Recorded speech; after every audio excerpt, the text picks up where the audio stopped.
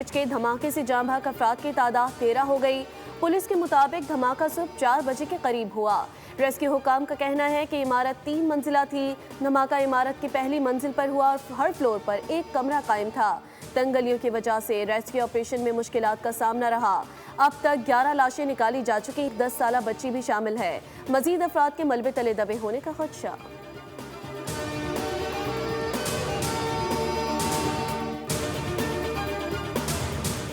वज़ीर आज़म शहबाज शरीफ गज़ान बोर्ड के इजलास में शिरकत के लिए अमरीका पहुंच गए। आज होने वाले गज़ान बोर्ड के इफ्तिताही इजलास में नायब वज़ीर आज़म इसहाक डार भी शामिल होंगे। दौरे के दौरान वज़ीर आज़म की अमरीकी क़यादत और शरीक आलमी रहनुमाओं से मुलाकातें मुतवक्के। मुलाकातों में 2 तरफ़ा ताल्लुकात और आलमी उमूर पर तबादला ख्याल किया जाएगा। वज़ीर आज़म 20 फरवरी तक अमरीका में क़याम करेंगे।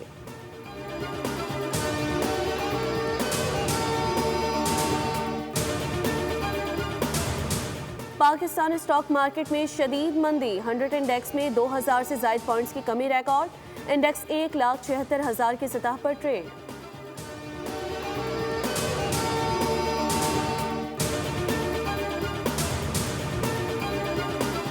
और आज ज़कात कटौती के लिए बैंक अवामी लेन देन के लिए बंद रहेंगे। रवां साल के लिए ज़कात का निसाब 5,03,000 किया है। तमाम सेविंग अकाउंट सब्सक्राइब करें और बेल दबाएं ताकि कोई खबर रह न जाए।